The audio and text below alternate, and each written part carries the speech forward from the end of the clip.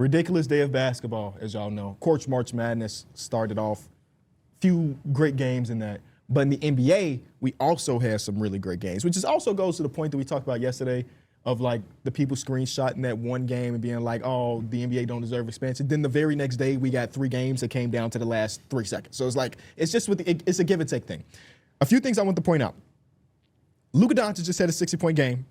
In a game that I feel like the Lakers had all the excuses in the world to potentially lose. 3 games of 4 nights. As we mentioned, they landed in Miami at 5 a.m., and then they had the game, 12 hours later. Derek was adamant that LeBron wasn't going to play. Yeah, it felt like it seemed like a schedule loss. 60 points, 7 rebounds, 3 assists, 5 steals, including like another crazy barrage at the last couple minutes to close out the game. In this one, of course, Bron also was doing his thing. He had a triple-double with only a few missed shots. So shout out to the Lakers. They continue to win. That's the first thing I want to point out. Second thing I want to point out, the Pelicans keep winning basketball games, y'all. And it's like, it's reinforcing Joe Dumars' crazy idea to start the season. And I just have a sneaky suspicion that all of the guys from this roster will be back next season, and they're going to be like, hey, the last 30 games, we was 500. So imagine when Derek Queen gets a little bit better over the offseason, or Jeremiah Fears get better over the offseason, and they just going to run it back, and maybe it works. It's a world where I had that feeling when they didn't have a fire sale. Yeah, Derek was definitely driving that bus home of saying to not have any of these guys on the block, to even gauge interest was a little odd for a team that was not having a certain level of success. So I definitely believe that they'll probably run it back as well. And I mean, why shouldn't they? What else do they have to do? I mean, some of these guys, like I think Herb Jones can get you some value, but it's not the value that they're going to want. I think Sadiq could, especially off the season that he's having currently. But why would they just want to trade him? They just brought him back. Them the people who drafted him. Oh, yeah. From Detroit. That's the regime. So they brought him back, and he's revitalized, so I don't think they would just want to throw him away instantly. But, like, the guys, they would want something for Trey. They would want something for Herb. I don't know what Zion market is. I'm just happy to see him playing games. But, yeah, I wouldn't be surprised if this was the team. The question is, though, you said it working. That's the part where I don't know, because the Western Conference is so deep. Yeah, it's either going to be really good or it's going to be really bad. Because also, you never know. Sophomore slumps happen. I mean Jeremiah Fears and Derek Queen could have. I mean, I know they holding that rookie wall now. Okay, I was about to say. I feel like you got to be high to start slumping eventually. They is struggling a little bit. They are definitely struggling. Last thing before we get to Ask KB or maybe some college, not Ask KB, Fan Friday. Look at me. I'm combining the shows. Rob Dillingham. Last 5 games, y'all. Are y'all ready for these stat lines? You convincing yourself. You the one that 12 points, 5 rebounds, 7 assists. 12 points. Wait. Oh no, he be hitting that glass. 5 boards? Because sometimes it's the only thing he can really do to impact the game. 12, 4, and 4, 15, 4, and 3, 15, 4, and 2. Last night, 17, 4, and 1 without playing in the fourth quarter. He got his joy back, y'all. Don't look at the field goal percentage. It ain't great. Don't look at the fouls per game. It ain't great. Don't look at the assist to turnover ratio. It ain't great. The ball is going to the basket every once in a while. I'm so happy for you. Because I think that the Bulls have been in that spot.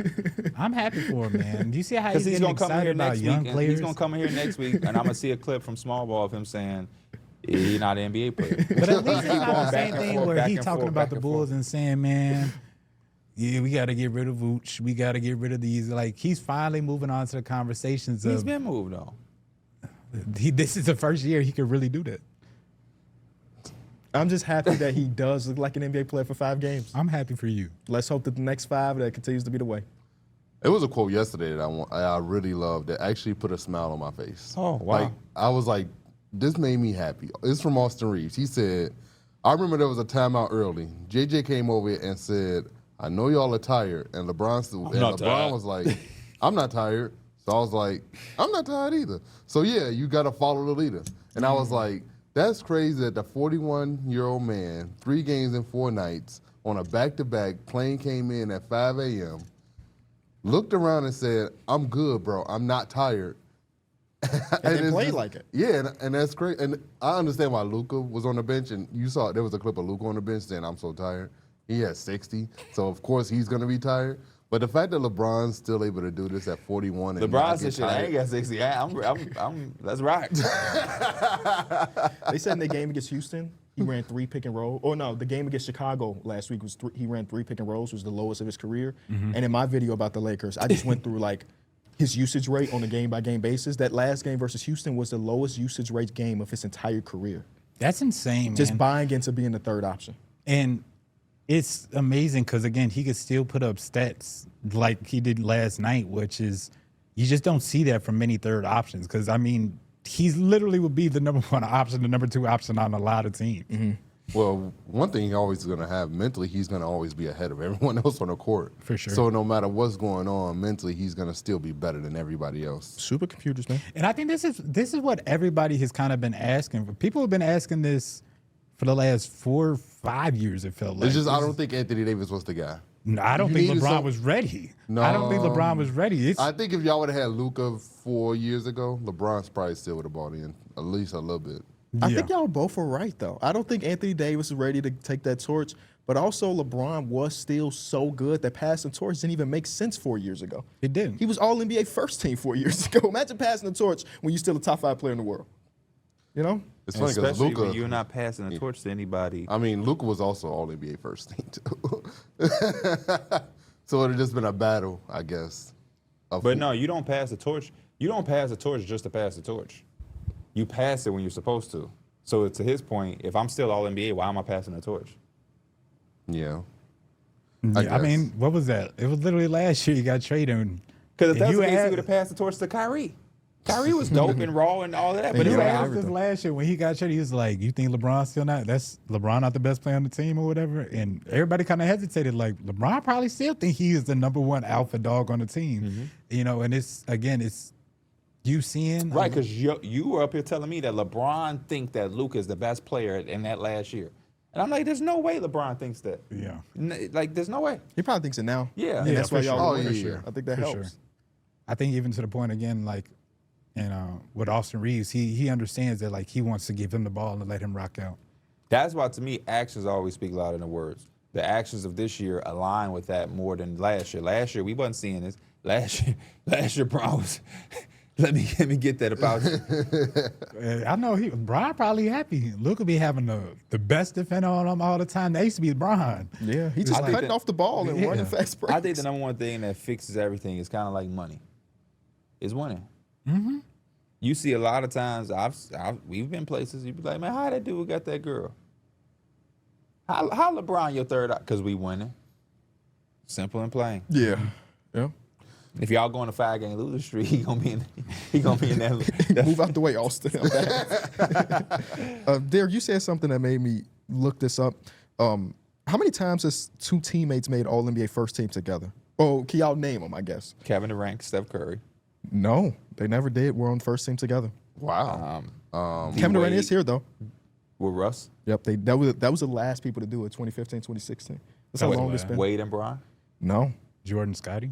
Jordan Scotty Shaq did and it. Kobe. Shaq and Kobe did it 3 times. Amari and Nash. Yep, I thought that was going to be the toughest one. Those are the ones of Kareem. our lifetime. Kareem But, and Magic. if you want to go back, Kareem and Magic, no, never. Wow. Yeah, I mean, I don't expect y'all to. Oh no. Kareem and Magic did. I'm sorry, makes twice. sense. They did it Twice? twice. They did it twice. Yeah, all these other ones, like y'all don't even know Ralph Bird and Alex Gorzo. No. Those don't even sound like real people. Let's be real. That sounds like and now, I don't want to Auto-generated. disrespect. I would say it sounds like the people that's on the end of Dimension 2K, the roster. Yes. I mean, that was the 49-50 Indianapolis Olympians. Wow. Oh. So my No, my parents grandpa- weren't even born. No, yet. my grandpa did love that team when he was He had the growing up. jersey. Yeah. He had a Ralph Bird jersey. Bob Cousy and Bill Sharman did it a few Shout out Bob times. Cousy. Jerry Lucas and Big O did it a few different times. But yeah, it don't happen often. I mean, it's hard to have that loaded of a talent on a team. Bird and Both McHale be did it once. All NBA first team. Okay, yeah, I thought Bird and McHale did. It's weird that like Kobe and Shaq did it.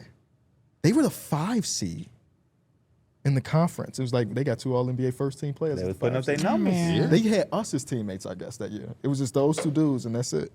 Wasn't All it, these other teams are like first seed. I think we had a couple years ago when it was like, I think LeBron played like 50 games, and Anthony Davis played 50 games, and we still had them both on first team. And I think they was not no top seed at all. And then Adam Silver said no more of that. They got to play 65.